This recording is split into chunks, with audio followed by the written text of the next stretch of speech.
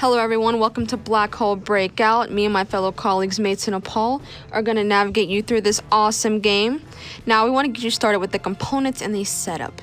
So take a look at the game board on the screen and you'll see we have a game board, a black hole, spaceships, 2 dice, resources, and craftable tools. The numbers 1 and 2 are on all the ships and tools to help players distinguish them from a player who may have the same objective as another player. For the initial setup of the game, each astronaut gets a star tracker. Objective cards are then shuffled and distributed face down to each of the 4 astronauts and placed on the star tracker. The objective cards are then flipped over, revealing which ship the astronaut will have. After that, refugees, represented by the blue circles, should be placed in pairs beside each planet on the board. Turn order is based on the tallest astronaut going first. They then choose which planet to start on and use the D4 die to gather starting resources from that planet. Then this process is repeated for every astronaut in a clockwise order from the tallest astronaut.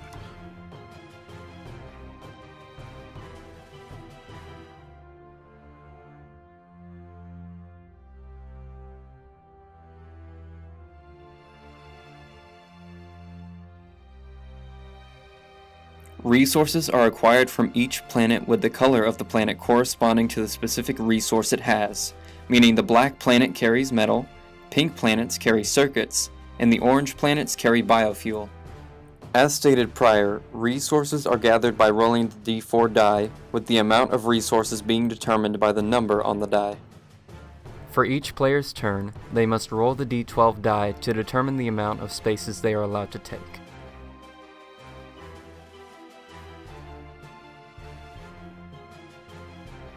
Players can choose to preemptively stop on a planet without moving the exact number of spaces and roll for resources to end their turn.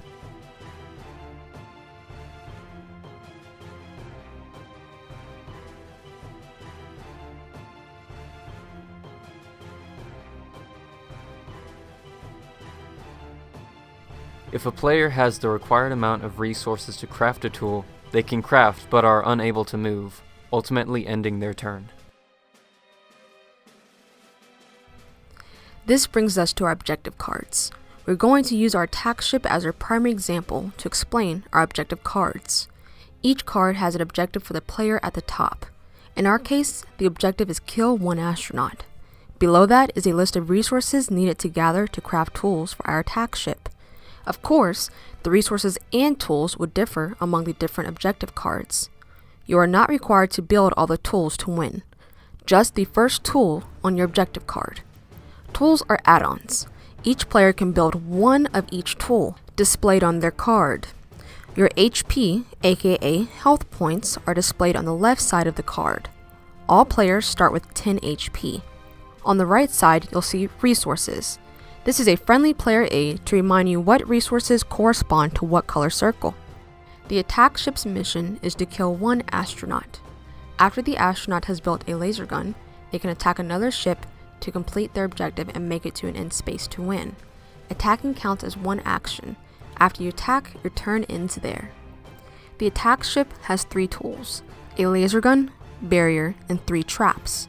As stated prior, to use your laser gun, you must be within 3 spaces of another spaceship to use. State I attack, then roll the D4 to see how much damage you do to them. This is used infinitely.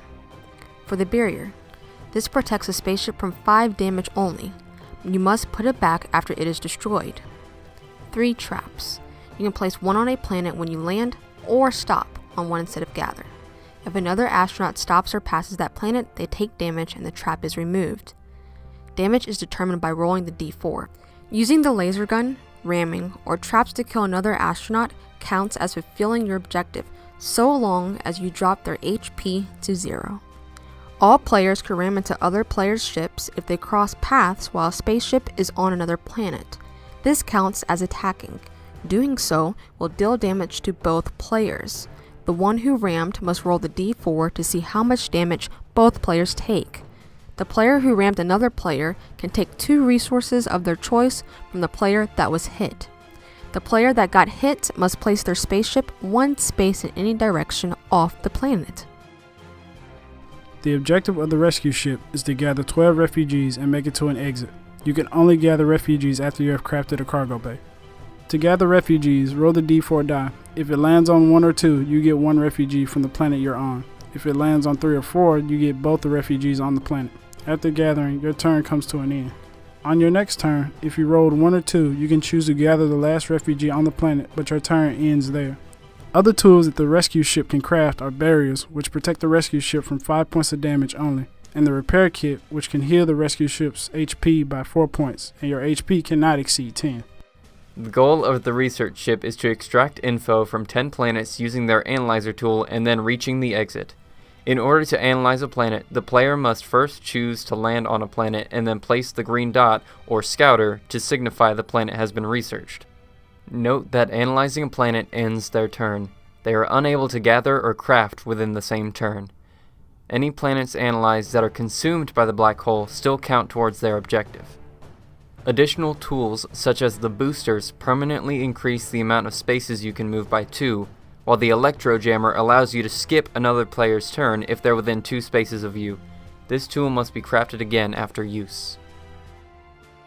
If you take another look at setup, you'll see that each player gets a star tracker, and this is where the players can keep track of your objective card, your rounds, your resources, and your craftable tools. If you take a closer look, you'll see a white circle on the number 1. This initiates the first round. Rounds are determined by everyone taking a turn and then the turn coming back to the tallest player. Now take a look towards the side of the board and you'll see different colored arrows. These correspond to the different colored numbers on your star tracker. Once you reach the 10th round, move the black hole to the blue line. Once you reach the 15th round, move the black hole to the green line, and so forth. The black hole plays an important role in the game. Every time the black hole moves up the board, it takes 1 of each resource from every player. If a player is still in the section of the board after the black hole is moved, they are spaghettified, aka dead, and lose the game.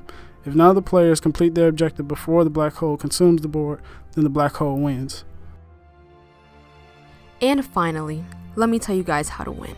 There can be more than one winner in this game. So long as you complete your objective and make it to an exit, you all are winners. Thank you everyone for tuning in to Black Hole Breakout, and that is the ending of our game, the conclusion. So therefore, smash that like button, subscribe to our channel, and hit that bell for all of our notifications.